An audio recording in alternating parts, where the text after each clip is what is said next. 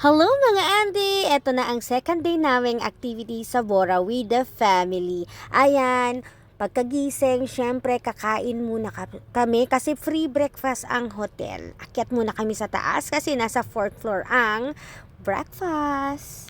May sarili silang chef. Gusto mong magpaluto ka. Pero silog-silog yung usual breakfast nila dito. May baon pa kaming chicken wings from our travel from Vizcaya to Bora. Kaya andyan pa, ubusin natin. Pagkatapos kumain yan, larga na at mag-outfit na for the next activity. Dumiretso na nga pala kami sa aming location. Nagbiyahe pa kami dyan ng tricycle. Sa kabilang island po yata yan. Kung saan kami sasakay ng bangka. Sumali kami sa group para mas makamura kami sa babayarin. Mostly mga 7,000 yung binayaran namin, good for 6. May discount na ang matanda at bata. Ayan, libre na po ang pagkain dyan, may lunch na, may water activities and all. Whole day activity to, kaya mag-enjoy kami at nag-enjoy kami ng bongga. Ayan, dapat magdala ka ng maraming water kasi dun ka sa gitna ng dagat. Maalat naman kung sa dagat ka iinom, di ba? Ayan! Start na kami, sightseeing muna, nag-explain din dyan yung tour guide namin, pero minsan wala dahil hindi nakikinig yung iba. Ayan, nagmamasid-masid lang. Ang sarap kasi may mga bata, may mga matanda, at dapat naka-vest ka dahil kung hindi, lagot tayo sa Coast Guard. Ayan, sightseeing muna tayo, mag-activities, pumunta muna kami. First stop namin is yung Puka Beach kung saan makakabili ng mga anik-anik, mga pasalubong, ganun. Medyo mahal pero makipagtawaran ka. Katulad ko, nakipagtawaran talaga ako ng bongga kaya nakakuha ako ng good deal. Ang ganda ng place, ang daming tao, ang daming mga bilihin, ang daming mga pwedeng ipasalubong. Nag-enjoy ng bongga yung nanay ko, obvious ba? Ayan, oh. Ang ganda kasi ng sun, ang ganda ng kulay, napaka-refreshing. Pero parang 30 to 45 minutes lang kami dito kasi may hinahabol kaming oras. Yung nanay ko, parang bata, kulang na lang maging sirena. Ayan, ang nice picture namin.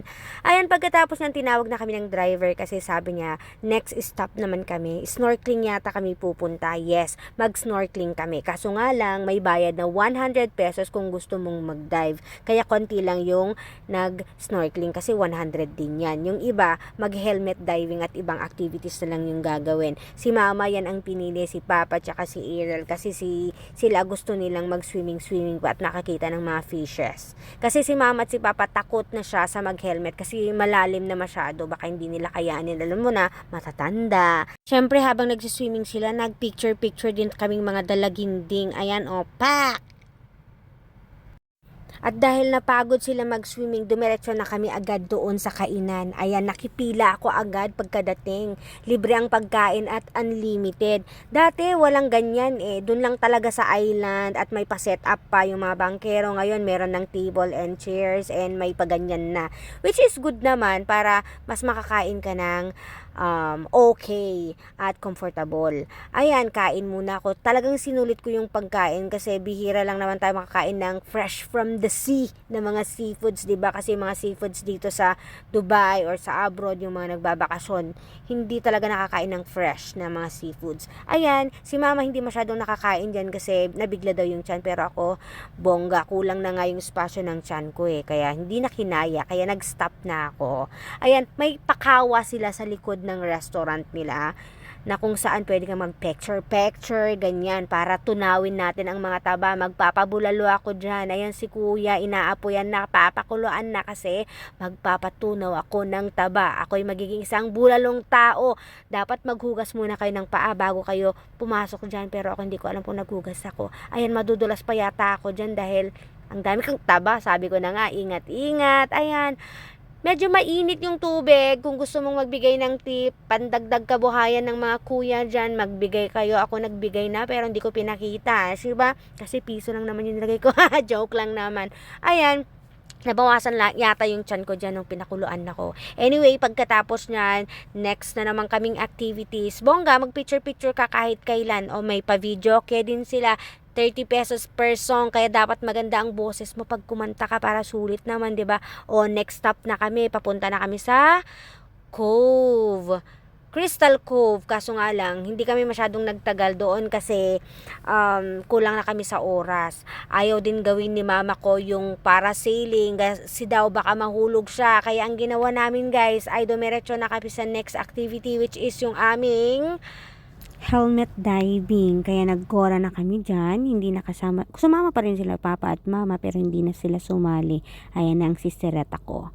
Umpisahan na ang paglubog. Actually, nauna na yung dalawang bata. Sumunod siya at syempre panghuli ako. Gusto ko safe muna sila sa baba. Ganun. Ayan na. Bababa na ang nakapulang balyena. Ang sarap. This is my second time kasi mga 10 years ago pa yung una ko. So ngayon tignan natin kung may difference ba. Pero feeling ko dito ang ganda na. Ang ganda ng mga facilities nila. Bongga na. Nag-upgrade na sila. Ayan. Pagkatapos niyan, pumunta na kami at bumalik na kami sa aming tahanan kung saan kami nakapwesto. Nag-swimming, kumain, nagmerienda at naligo ulit. Hindi namin sinayang yung mga oras namin dyan. Marami kaming mga ginawa dito. Nag-swimming kami. In-enjoy talaga namin ang buong araw.